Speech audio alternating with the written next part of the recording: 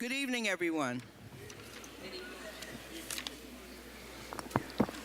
The Newark Public Schools Advisory Board regular public meeting for December 18th, 2012 is called to order. Good evening, everyone. In accordance with the Open Public Meetings Act, NJSA 1046 et sec, adequate notice of this meeting has been provided by advertising in the Star Ledger, a Nuevo Coquille, Haiti Progress, and Luz Americano newspapers, and by distribution to the administrative offices of the Newark Public Schools. A copy of this meeting notice was forwarded to City Hall for posting.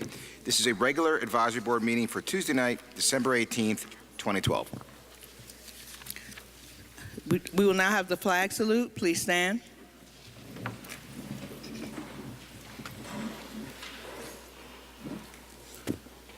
I pledge allegiance to the flag of the United States of America and to the republic for which it stands, one nation, under God, indivisible, with liberty and justice for all.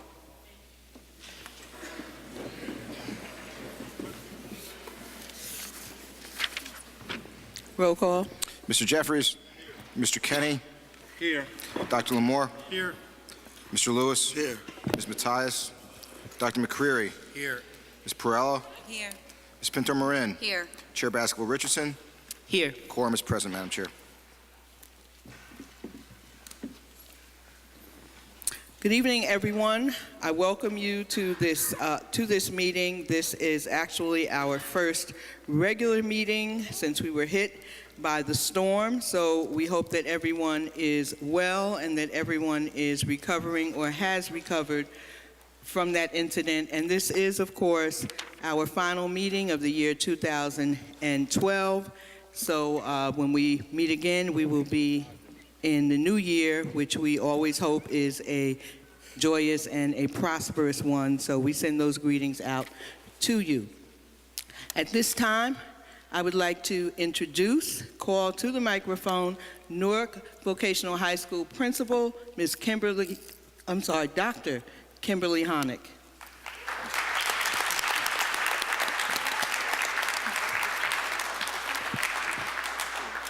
Thank you. It is my sincere pleasure to welcome Superintendent Anderson, advisory board members, and student representative, Mr. Angel Plaza, our student who we're so proud of, executive administration, principals, teachers, staff. We warmly welcome our parents, students, and community members. Welcome to Newark Vocational High School learning community. As we end a calendar year, we often reflect on lessons learned and look forward to the fresh start a new year brings. The holiday season is joyously celebrated by those of many different faiths who feel inspired by acts of good cheer, charity, faith, and hope. We have neighbors in nearby Connecticut who recently suffered a tremendous tragedy. Lives lost way too early, and families grieving with questions unanswered.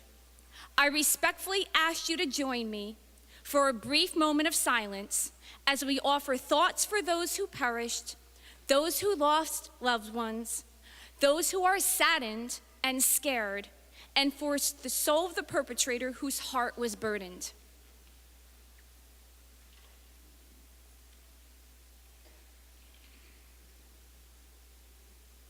Thank you. It is with great enthusiasm that I present to you our music director, Miss Bradford, and choir who will perform with you this evening. Thank you to all of those who worked tirelessly to help us in preparing our school for hosting the advisory board's meeting this evening. And once again, welcome to the VO. Thank you.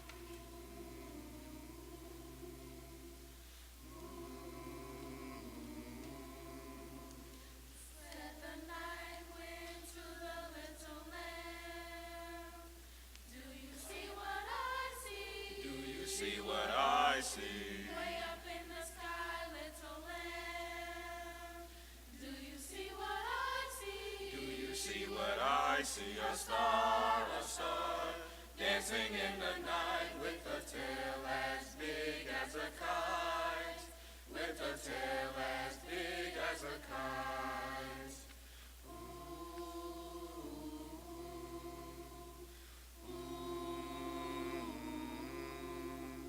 Said the little lamb to the shepherd boy, do you hear what I hear? Do you hear what I hear? Ringing through the sky, shepherd boy, do you hear what I hear? Do you hear what I hear? A song, High above the trees with a voice as big as the sea, with a voice as big as the sea.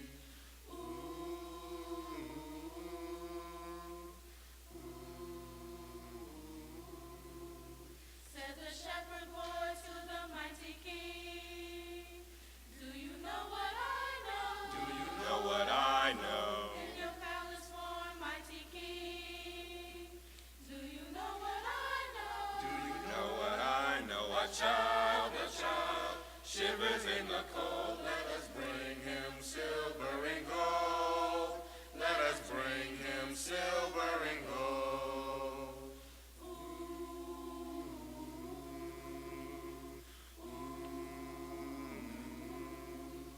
Said the king to the people everywhere, listen to what I say. Listen to what I say.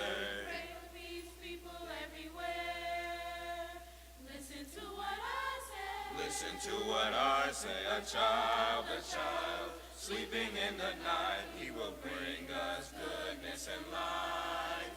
He will bring us goodness and light.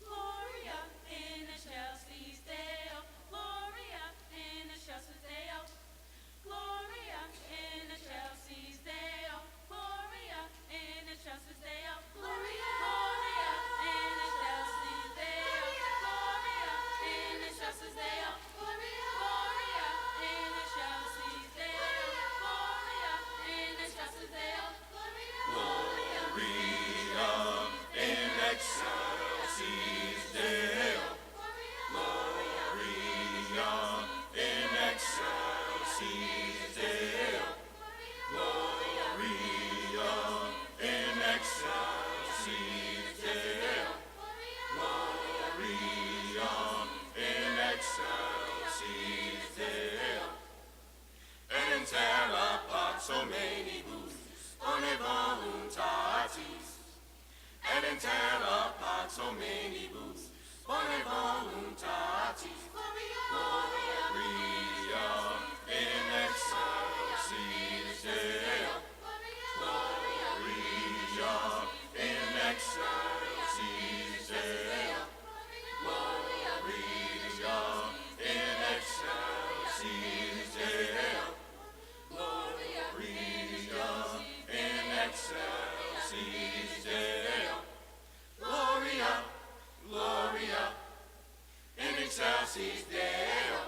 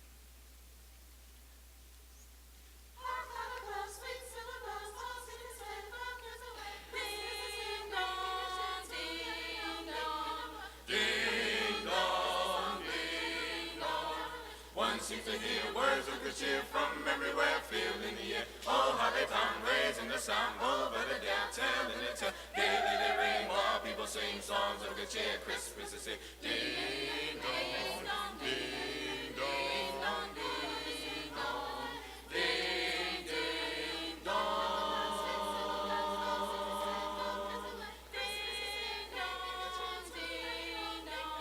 Ding dong, ding dong. One seems to hear words of good cheer from everywhere, filling the air. Oh, how they pound, raising the sound over the down, telling the tale. Gaily they ring while people sing songs of good cheer. Christmas is here. Ding dong, ding dong, ding dong, ding ding dong. Ding dong, ding dong. Ding dong, ding dong.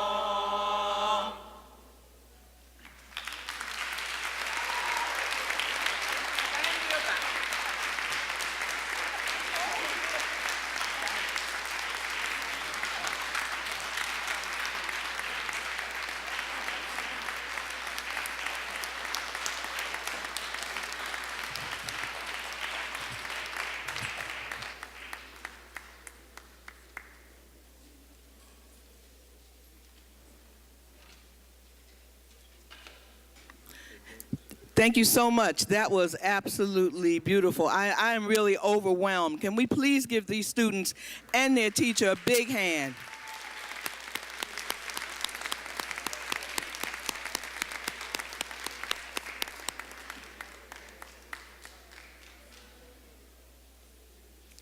We will now move to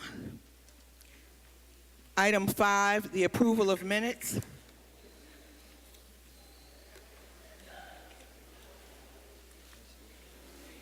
Take the first two. You want me to do it?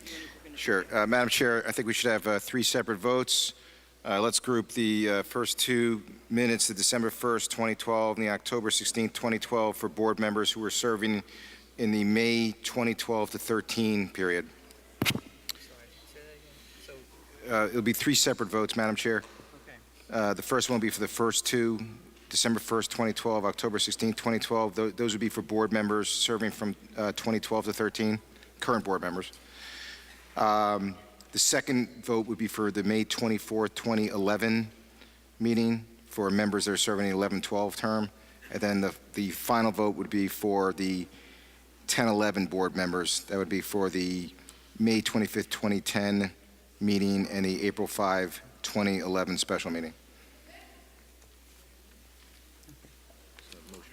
Okay. So I would suggest that the chair take a motion to approve the first 2 minutes, the December 1st, 2012 and the October 16th, 2012. Those would be for the current board members serving from May 2012 to 13. Is there a motion? Move it. Second. Moved by Mr. Lewis, second by Mr. Kinney. Okay, this is a motion to approve the minutes from October 16, 2012 and December 1st, 2012, moved by Mr. Lewis, second by Mr. Kenny. Mr. Jeffries. Yes. Mr. Kenny. Yes. Dr. Lamore. Yes. Mr. Lewis. Yes. Dr. McCreary. Yes. Ms. Perello. Abstain. Ms. Pinto Marin. Yes. Chair Basketball Richardson. Yes. That motion carries. Is there a motion on the floor to approve the May 24th, 2011 minutes? Move it. Mr. Lewis? Second. Second, Ms. Pintor. Moved by Mr. Lewis, second by Ms. Pinto Marin to approve the 5/24/11 minutes. Mr. Jeffries? Yes. Mr. Kenny? Yes. Dr. Lamore? Abstain. Okay. Mr. Lewis? Yes. Dr. McCreary? Yes. Ms. Perello? Abstain. Ms. Pinto Marin? Yes. Chair Basketball Richardson? Yes. That carries.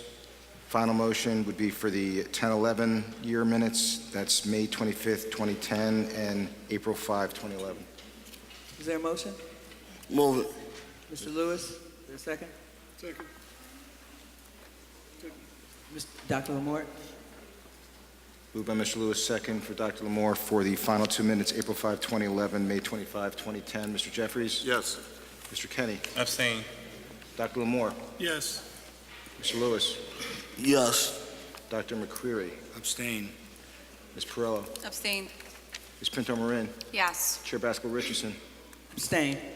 Thank you. Motion carries. Thank you. We will now move to the report of the Advisory Board Chairperson.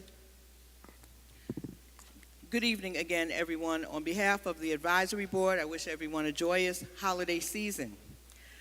I would like to call your attention to this Sunday's paper, Sunday, December 14th, the Star Ledger coverage of Weequahic High School's running back, Akroom Watley, who is the Star Ledger Essex County Player of the Year. I would like to just take this moment to acknowledge Akroom and all of our notable student athlete scholars and their hardworking coaches. If you missed that in the newspaper, it was kind of too big to miss. So please go back, find that Sunday paper, or look at it online. On another note, I would like to bring into your radar the website of the Education Law Center, which has been such a pivotal force over the years in fighting for students, particularly for funding for students in New Jersey, particularly in Newark. In an article dated today, December 18th, 2012, the ELC details the latest ruling regarding this board and the Newark community's court case to regain local control. Excuse me. The short of it is that the state must provide legal justification for a commissioner's CERF's decision not to restore partial local authority in response to the 2011 excuse me, CUSAC scores. Sorry.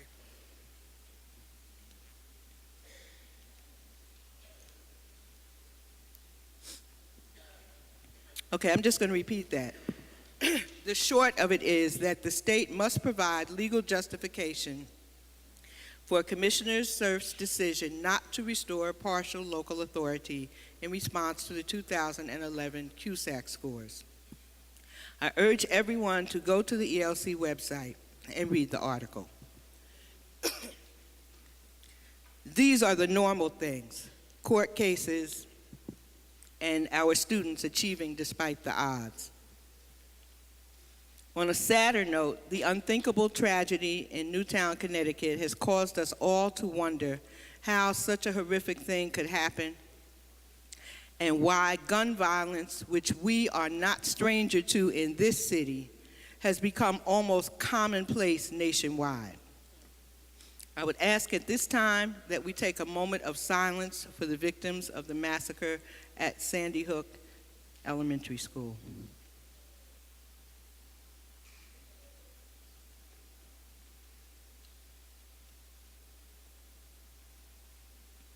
Thank you. Continuing on the same subject, as Dr. Larry Feinside, Executive Director of the New Jersey School Board Association, said in a recent email, December 14th was a game changer. It's incumbent upon education officials at the local and state level to try to protect children against situations that have not yet occurred to us. End quote.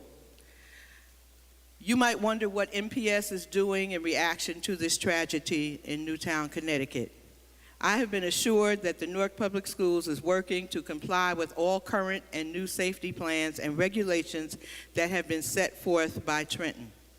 Since the tragedy, district leadership has shared a number of key resources with assistant superintendents and school principals so that they can then reassure our parents, their families, their staff, and their school community that the safety and well-being of our students is and will always be of the utmost concern and priority. Excuse me. In closing, we will all hug the children in our families a bit closer this holiday season as we look for ways to be sure that they grow up safe. And let us not be afraid or ashamed to ask for help for our children or for ourselves if we need it. I would now like to ask Mr. Willie Freeman, the Director of Security, to please address us, as he can speak much better than I can, to the district's safety and security policies. Mr. Freeman, thank you. Good evening. Good evening. As Chairman Baskerville has stated, we can't go beyond the unbelievable thing that occurred last week. But I feel very confident in the preparations that we've actually done before this incident has occurred. We do principals training on other staff members, security folks are trained. The other key thing that we do is try to ensure that we know and recognize folks that do come into our buildings before things actually get out of hand. We're very focused on what we call the 4 phases of crisis management. So in that particular plan, which is district-wide, we try to mitigate and prevent these types of incidents from occurring. We could talk about surveillance equipment, for example, cameras that are in every school that we have in the district. We could talk about the various alarm systems that we actually have and focus on using those. And again, like I said, the training of the officers. In that second phase, we prepare ourselves for these many things by doing drills, and that's very important. And one of the statements Chairman Baskerville stated to you is there are certain state mandates, and we're one of the few states that actually have these mandated regulations. Every month, every school in the district is required to do a minimum of 2 fire drills and 1 what we call emergency drill. This can take the form of a lockdown procedure where typically classroom doors are locked, hallways are empty, and instructions are then given by the administrator of that building. We can do what we call shelter in place. This is another form of a procedure where we actually take youngsters out of a classroom. Because many times, as some of you well know, during the course of any given day, there could be gunfire heard in the neighborhood. So in a typical situation like that, even though it's not directly affecting the school, what we will do is take youngsters, for example, put them in the inner core of the building. So in other words, they'll be in the corridors. And as you all know, typically of a fire drill, that's nothing more than an evacuation drill, where we actually go out in case something does in fact occur, which require us to leave that particular building. Also, in the third phase, what we do is we respond to these incidents. Many times what we do during the course of the year, we time our incident. How long does it take us to get out in case we have to evacuate? So that's very important, so they're timed. And lastly, the recovery piece, which here we have our crisis teams come into play, like we had earlier this week, where social workers, psychologists, and folks of that nature will actually come out and speak to the youngsters. So as you can see, it's a very comprehensive package that we actually have in place to deal with these type of incidents. And I want everyone to understand, nothing is foolproof, okay? But just like the school you had in that situation, I've been fielding calls the last couple of days, and many folks are yelling that we should have police officers in all our schools. Well, let me just remind you, these are educational institutions, and we do not want prisons. And we don't want our youngsters or our members of the community, when they come in, feel like they're in prisons. I've heard some people yell about metal detectors. And I'm just going to go on the record to say, these are knee-jerk reactions. And you all should know, even though this was a horrific event, these things have been going on for several years. In fact, if you go back to the last big incident, which was Virginia Tech, which was a college, you actually had things happen even from that point on for the last 2 years, 2008, 2009. You've had several incidents that occur. Unfortunately for us, this was huge. It was a media event, and based on that, all right, it gets the publicity. But not to say we're always looking. Again, job one for us, and definitely job one for me as the Director of Security, is student safety. So I'm going to ask you to be very cooperative with us when you do come in our buildings. I know some of you don't like to sign in, but we will be pressing that even more so at this point, okay? And we expect you as members of the community, if you know of something, you need to let us know. Okay? With that being said, Thank you. thank you. Thank you very much, Mr. Freeman.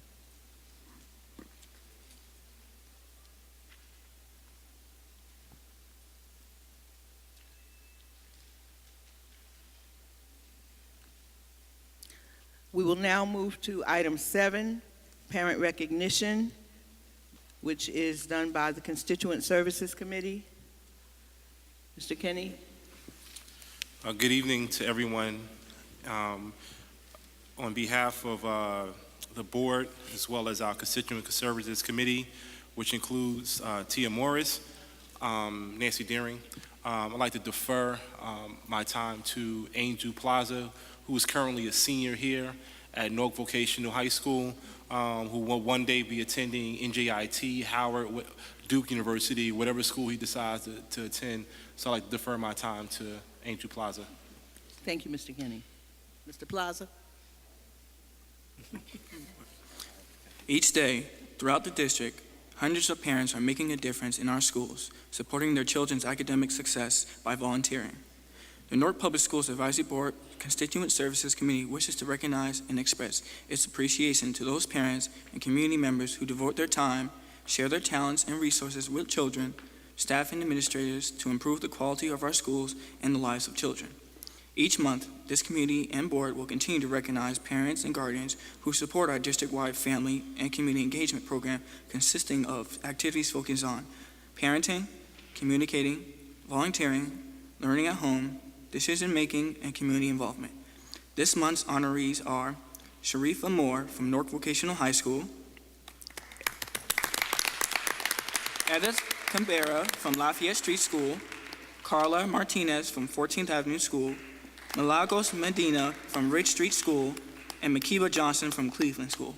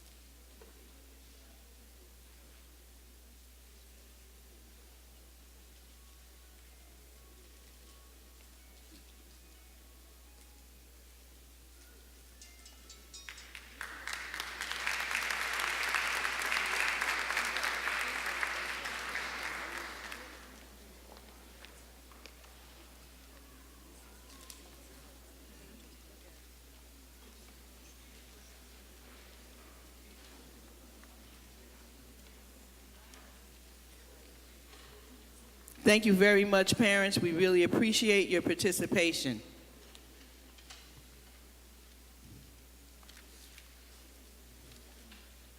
We will now move to item 8, the report of the State District Superintendent, which will be presented by Ms. Valerie Wilson this evening.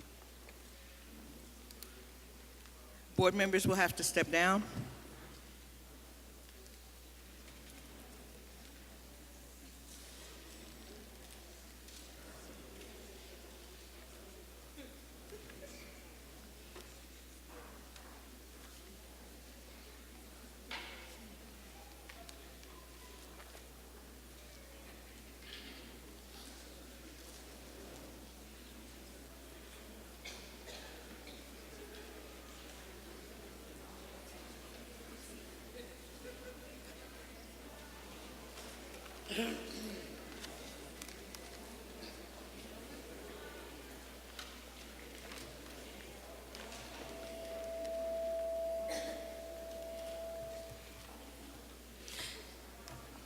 Chair Baskerville, advisory board members, members of the public, other staff present. This evening, the superintendent's report will contain 5 different areas. We will discuss district priorities.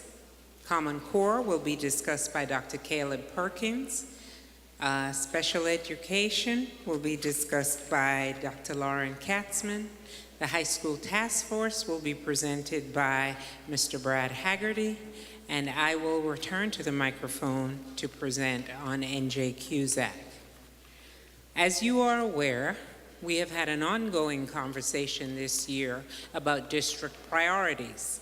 Our top priority or ultimate goal is to ensure that all students graduate college ready.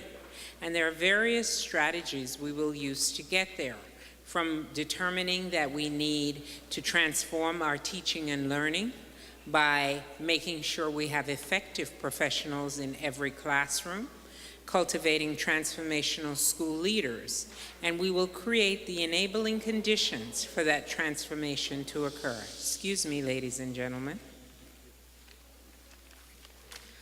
We will reimagine NPS as a service-oriented team. We will provide top-tier school options for all students, and we will engage and involve all of our stakeholders to contribute to college readiness. Dr. Perkins.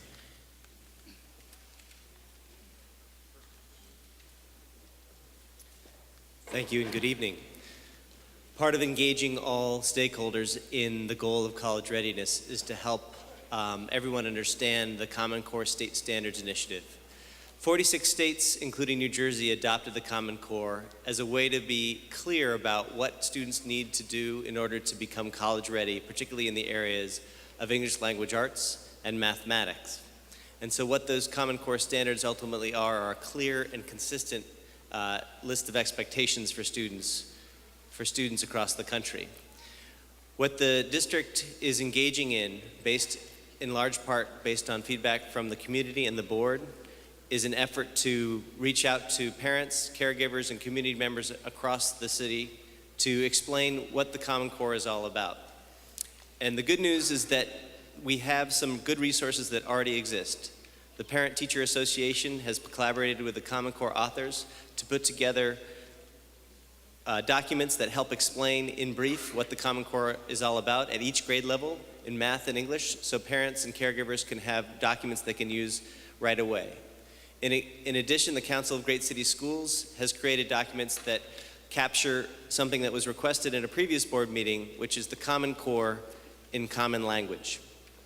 And to accompany those documents, we at the district are providing outreach sessions and ways for parents and parent liaisons to learn more about how to engage the community in conversations around what these common expectations are and how we in fact can help all students meet these fewer, clearer, and higher standards in literacy and math.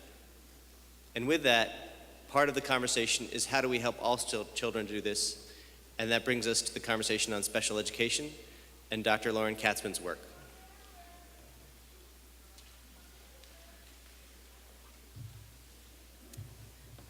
Good evening. Most people standing behind me, very strange.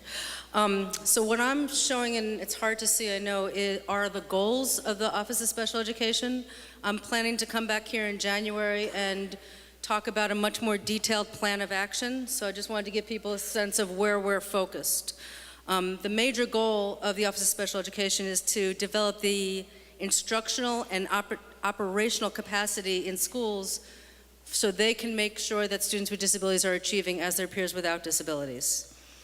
And in order to do that, we have these bullets up here where we need to increase the access to the general ed environment for kids with disabilities. We know that special education was meant to be a service, and in many places it's turned into a place. Special ed should be a service, not a place. Whatever we do, we should bring it into the general ed class as much as possible. And right now we have over 2 times the national average of students with disabilities in self-contained classes. We need to right-size that and provide the right services for students so they can succeed in the class. We need to provide access to the Common Core standards, as Caleb was talking about, making sure that the same standards that are for kids without disabilities are provided to students without disabilities. Special education should be that tool that levels the playing field so kids can succeed. We need to increase positive behavioral interventions and supports. We know that a lot of students are classified as having a disability because of behavior, and we need to help schools learn how to manage behaviors. We need to develop transition planning and supports, and in special education, transition planning has a special meaning. It means that we're going to help students figure out what they're going to do after high school, college, work, independent living, and the school district is required to develop a plan for that and to pull in resources, even if it's outside of the school district, to help the student realize those post-high school goals. And then the last bullet, or the second to last bullet that's up there, talks about compliance. Special ed in Newark has been focused a lot on compliance. Do we get our things done in the right amount of time? Basically it's the timelines that we've been focused on, and we haven't been doing a good job, and we need to do a much, much, much better job at our processes. So we're working very hard to develop processes and tools that allow us to complete the work as it should be in a timely manner. And then the last bullet up there is in January, like I said, I'm going to come back with a much more detailed plan, but we're also going to have a gala of sorts. I'm not really calling it a gala, but we're going to have an event where we're going to talk about special education as looking more like a service and a place, and we're going to invite the community to that, so we can have a larger and more deeper conversation about special ed.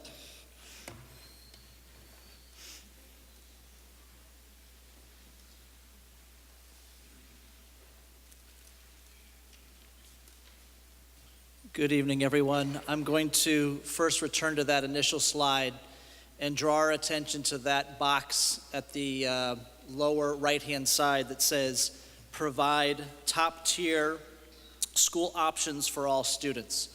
This notion is what drives the work that's just been launched on the high school task force. The idea being that the portfolio of school options at the high school level for our students are of top quality and are improving every single year. The reform strategies that we'll embark upon in the coming year fall under three broad categories. First is looking at our enrollment practices and making sure that there's equity in how enrollment decisions are made across all high schools. Secondly, there's going to be a broad campaign and planning process to redesign our comprehensive high schools. Third, we're embarking on a process to create more seats for our, what some would describe as our most needy students, our overage, undercredited students, and specifically also students who have dropped out and are re-entering our schools. I'm going to focus a little bit on the second bullet, the redesign of our comprehensive high schools, in the remainder of this slide and on the slide that follows. The goal of that particular process is really twofold. Number one, increase the number of high-quality schools. Within those schools, their programs, and literally the high-quality individual seats that are available for our high school students. And while doing that, broaden the high school choice process so that more young people are able to select, then attend, and ultimately achieve and graduate college ready from a high school of their choice. I want to provide you a brief overview, sort of a rough timeline, if you will, of the work that's literally started a week ago and will continue over the months that come, and look forward to sharing both updates and seeking input from this board. The process: each comprehensive high school leader will recruit and lead a school redesign team. And those teams are going to engage in the following things in the remainder of this current school year. First thing is those design teams led by that principal will develop stakeholder engagement plans. The idea there being we need, want, and require input from our current students, their families, school alumni, community clergy members, and partner organizations that comprise the school's community, right? Hearing from those folks and having their voice be part of this process is particularly important on the front end. Secondly, to understand and analyze the current state of the school. So that would be a very deep dive into school performance, school trends, be they on the positive, on the negative, and in effect an analysis of what's working, what's not working at a particular school. Third, assess the strengths and weaknesses of current program offerings. So that's where you would look at elements offered within a particular comprehensive high school and start to make assessments as to whether that's a program that has a lot of interest, that there's a lot of demand from students and families, that there are high outcomes and one that we'd want to continue, or the converse, one that perhaps there's not a lot of interest, declining enthusiasm, poor academic outcomes, et cetera, which might be one that we'd look to phase out. Fourth, each of these design teams will then sort of coalesce and participate in a school planning and redesign process. Each of those teams will be involved in a number of training sessions during the month of January and ongoing from then again from mid-February throughout the end of June. In late winter, each of those school teams will propose school options for fall 2013. This may mean new program offerings. This may mean enhanced program offerings that already exist. And then those proposals will be considered by the superintendent for approval.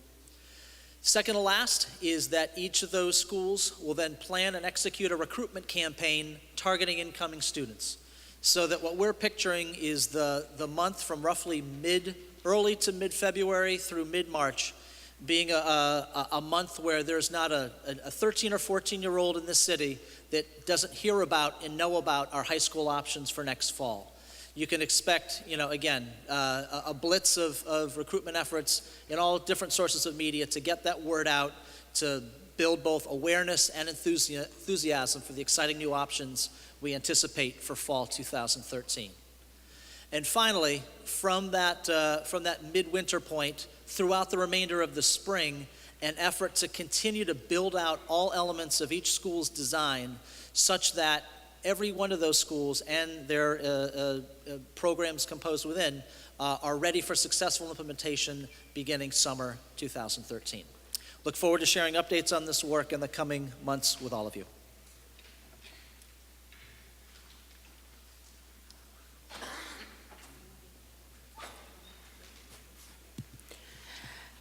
New Jersey Cusack, the New Jersey Quality Single Accountability Continuum, is the State Department of Education's monitoring and evaluation system. It replaces the 7-year certification cycle and Quality Assurance Annual Review, or the QAR. We have participated in NJ Cusack for a number of years. Its primary purpose is to measure and improve a district's performance in meeting consistent state standards. The review typically has 3 components. It requires a self-evaluation by the district, a review by the executive county superintendent, and the commissioner's final determination in writing. The 3-year review uses a uniform tool of evaluation, which is called the District Performance Review. The DPR for Newark was completed and board approved on November 2010. The state performed a DPR review in May of 2012, and a letter was issued by the commissioner in July of 2012. The district was required to prepare a district improvement plan for those indicators where there were insufficient or no evidence to substantiate meeting the criteria. The 5 components of school district effectiveness are instruction and programs, fiscal management, operations, personnel, and governance. Newark's district improvement plan review process and timeline. We were originally scheduled to have an NJ Cusack visit this week. It has been rescheduled to January 30th and 31st of 2013. It will be an on-site visit by the Department of Education representatives, usually the county staff in the district. They will review district improvement indicators in the areas of instructions and programs, personnel, governance. Note that fiscal management and operations will not be reviewed because they are considered high-performing. NPS will be required to provide supporting documentation for the 3 areas which will be reviewed with an action plan as to how we intend to correct those areas. Board Chair, that concludes the superintendent's report.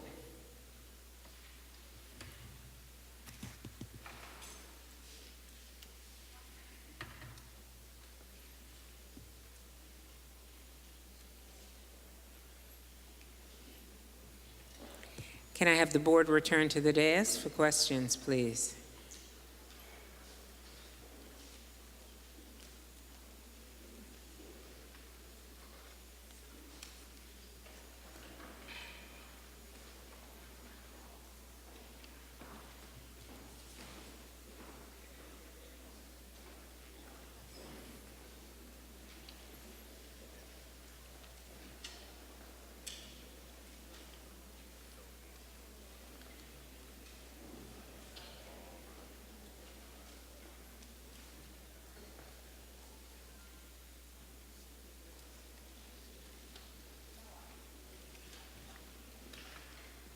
I Madam believe Chair? that at the business meeting that there were a great number of questions that were asked and answered. Are there board members who have any additional questions at this time?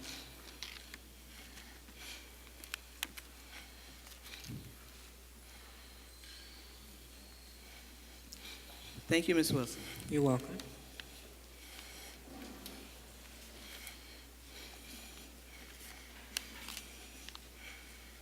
We will now move to item 9, which is the report. I'll wait just a minute until Ms. Wilson is back.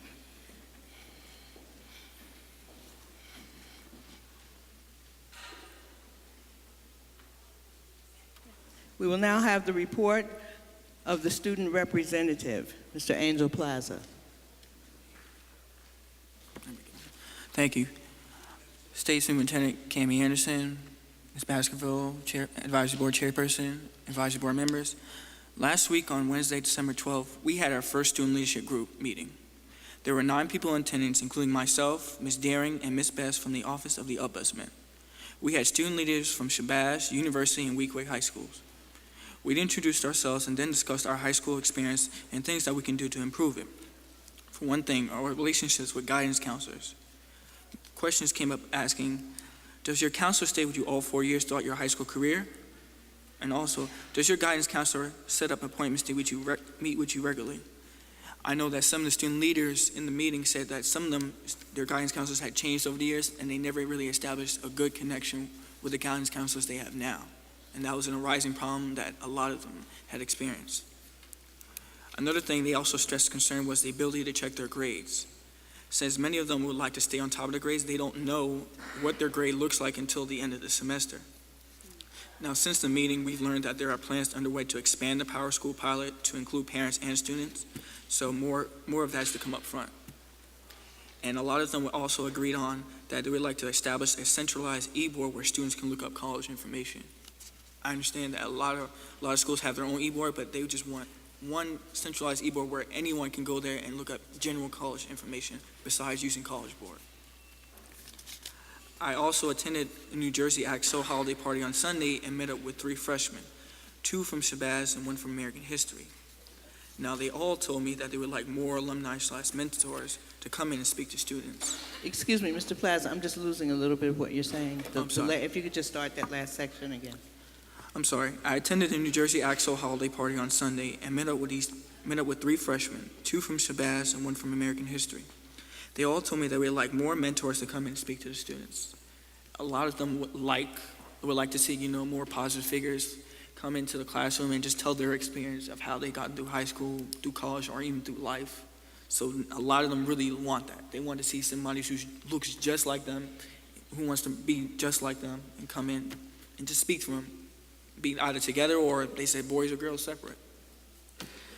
I also got great compliments from the 2 Shabazz students who told me how well their school has improved from what I was told. Because both of them came from Louis A. Spencer Middle School. They witnessed the difference between elementary school and high school. So that was a big shift for them, but they really enjoyed what has turned from their school now, their high school, is what has turned around. But also their respect for their principal, Mr. Mills. His philosophy is that you don't have to yell at students. They're old enough to understand, so there's no need to scream at them. And many of the students at Shabazz have great respect for Mr. Mills. And I think he's definitely done that. I've personally met with him, and he's really a great guy. You should definitely talk to him. I look forward to updating all of you after the holidays and wish the best for you and your families for a happy and healthy Christmas and New Year's. Thank you, Mr. Plaza. Madam Chair. Yes, is this a question for Mr. Plaza?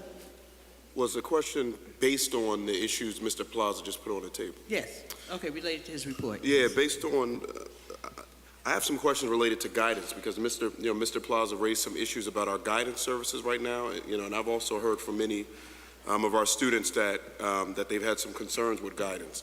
So I had 2 questions. One is, are we still using Naviance to help students in their college application process? And Mr. Plaza may have some insight on that in addition to someone from the district.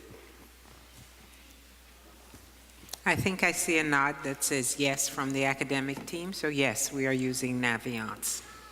Well, can we, because I know when that was presented to us, the point of that was so that we could literally track and make sure students were applying to safety schools, to stretch schools. Can we get some sort of report both on the kind of status of the guidance department? I know we're filling the position, but the district still has folks doing a lot of great work in that area nonetheless. But I'd really like to see where we are in terms of making sure our students are prepared to apply to colleges, prepared to take the SAT and college preparatory exams. And frankly, are we using Naviance, in fact, to make sure these students are applying to safety schools, stretch schools, and the other schools as well? Okay. Thank you. Thank you. Any other questions regarding Mr. Plaza's report? Can I ask related to that real quick? Yes. Mr. Plaza, what's your guidance experience been like? And has Naviance been used for you? Over my high school career, I have used Naviance. I remember freshman year, our guidance counselor she would always take a list of us and circulate and cycle through the students who haven't gone through it. And I think it was about every other week we'd use Naviance. And besides using colleges, we'd also use for scholarships. I definitely remember that. You can definitely look up the scholarships. You can see what state they came from, and you can sit there and you can apply right then and there. But I haven't used it in a long time. I haven't used it in a while. But it was very helpful, I can tell you that it was. Thank you. We will now move to item 9, which is the voting items. First, in academic services. The first item, a resolution for approval of in-state, out-of-state field trips. Move it. Mr. Lewis, is there a second? Second. Second. Mr. Kinney? This motion to vote in favor of the academic services item moved by Mr. Lewis, second Mr. Kenny. All in favor? Aye. Any opposed or abstain? Motion carries.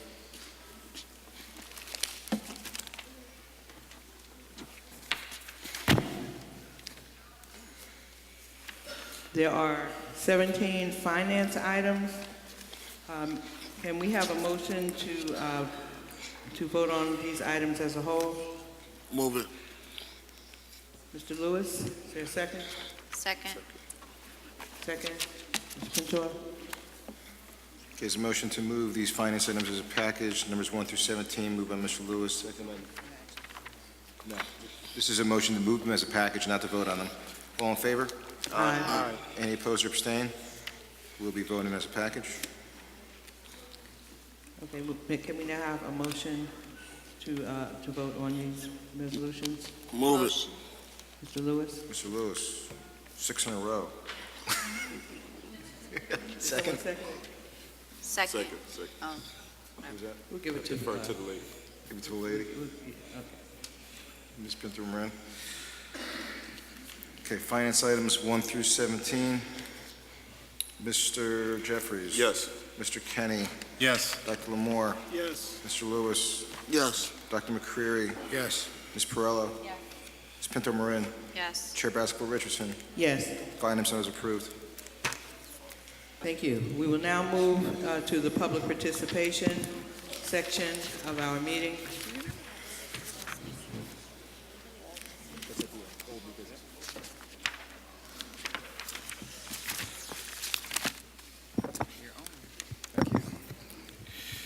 Ladies and gentlemen, it's time for the public participation portion of the meeting. As a reminder, time limits for all speakers will be adhered to. There will be no sharing or granting of speaking time to others. Speakers must be present when their name is called. Speakers are required to give names and addresses. The public participation portion of the meeting is limited to 1 hour and 30 minutes. Examples of unacceptable behavior that are not permitted include but are not limited to naming district employees and engaging in personal attacks, slurs, excessive loudness, calling out, yelling, generally disruptive behavior, attempting to disrupt the meeting, or inciting others to do so. Public participation in board meetings is intended to allow individual members of the public the opportunity to address the board and administration on issues of public concern, not as a forum for two-way dialogue with board members. The superintendent designee or chair may respond to questions either at the end of the public participation session or responses may be forthcoming at a later time. The superintendent's designee or chair may interrupt any speaker or terminate individual's speaking privilege if the comments are disruptive or obscene. An individual may be cautioned that a personally directed statement may be slanderous or defaming, and the individual may be liable for his or her comments. Attempts to hijack or filibuster the proceedings, repeated interrupting or badgering the chair or district officials, repetitive and truculent speech, or disregard of rules of decorum are not tolerated and may subject the group or individual for removal to the building. If necessary, the advisory meeting may be adjourned.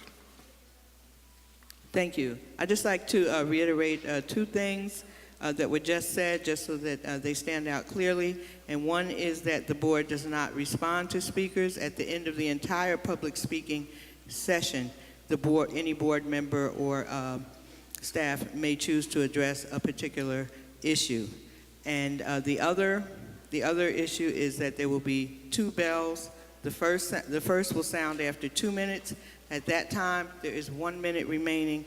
At the end of that minute, then the second bell will ring, and that second bell is the absolute end of the speaking time for that particular speaker. And that is important so that everyone has the same opportunity to speak. So I thank you for your cooperation on this. Our first speaker is Shamanique Jones.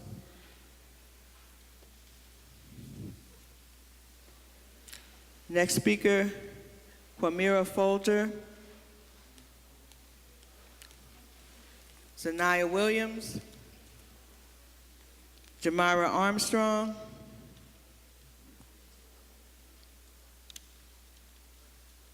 we have a number of speakers who have signed up for Ivy Hill Elementary School concerns. Just by show of hands, are any of those people here? Anyone who signed up for Ivy Hill Elementary School concerns? I'm going to take the liberty of moving on to number 26 on the speakers list, and that is the end of that particular group of speakers after the Ivy Hill Elementary School concerns. The next speaker is number 26, Letitia D. Bell. Oh, I'm sorry, thank you. Yes, I'm sorry, before we do that, are there any students here who are signed up to speak today? Any students at all who are signed up to speak today? Okay. Thank you. Next speaker, Letitia D. Bell. Imam Akbar Mohammed, next speaker.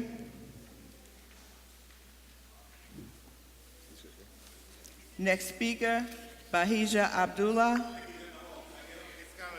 Okay, no problem.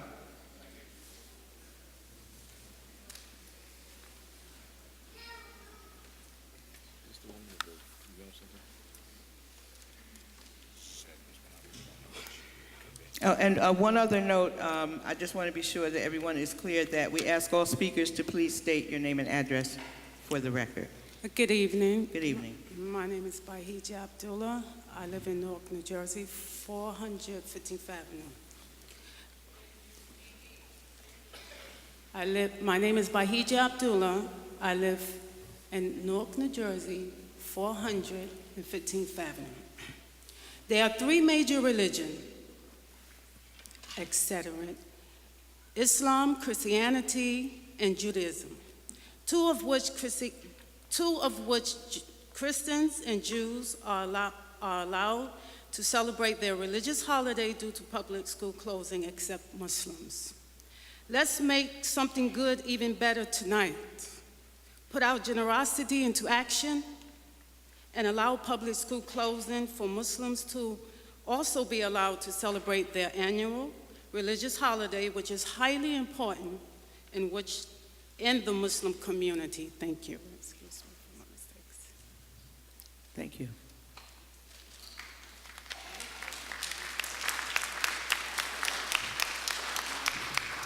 Next speaker, Imam Derek Cherry.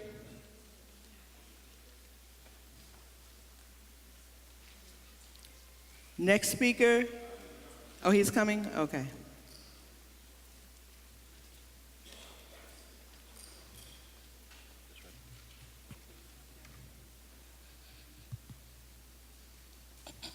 Good evening.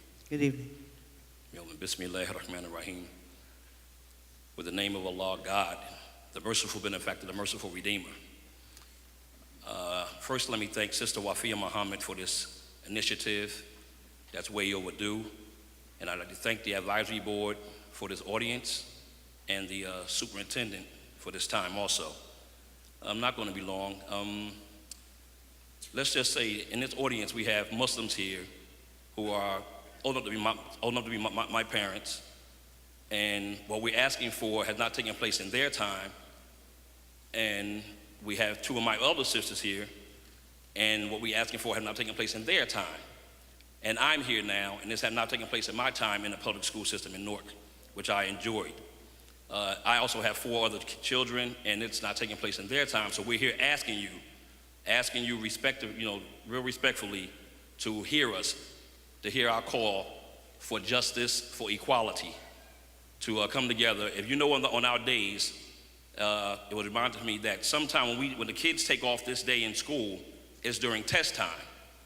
So this prayer that we have to go to on these 2 days are very important. So they have to make this prayer. And we know that education is important too. So the two have to coincide.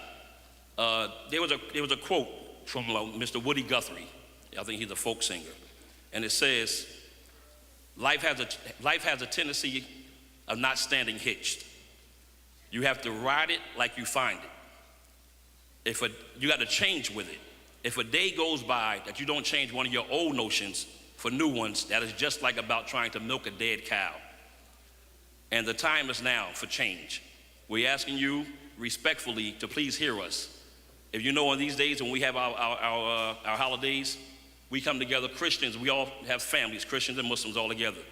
And this city of Newark is rich. It's the Mecca of Islam. We've been here for centuries. And we're just asking you to please hear us, to give our children this time so we can come together as a community of respect. Thank you for your time, and we hope you hear our call. Thank you. Thank you. Next speaker, Vanita McCray.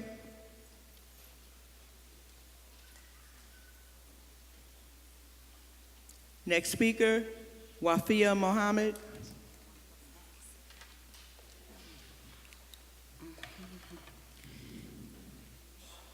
Wafia Muhammad, 273 Parsonage Road, Edison. Greetings of peace to Chairperson, Mrs. Richardson, advisory board members, and the Newark community. To the Muslims, I greet you, Assalamu alaikum.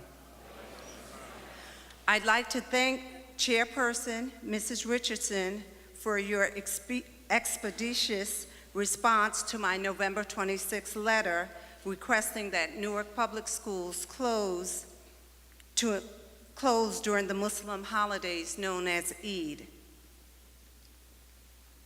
I'd like this administration to know that there is a sizable Muslim presence in Newark. We have people in this room, as Imam Derek alluded, that have lived, worked, and worshiped as Muslims in Newark for over 50 years. Would Rashida Ali please stand?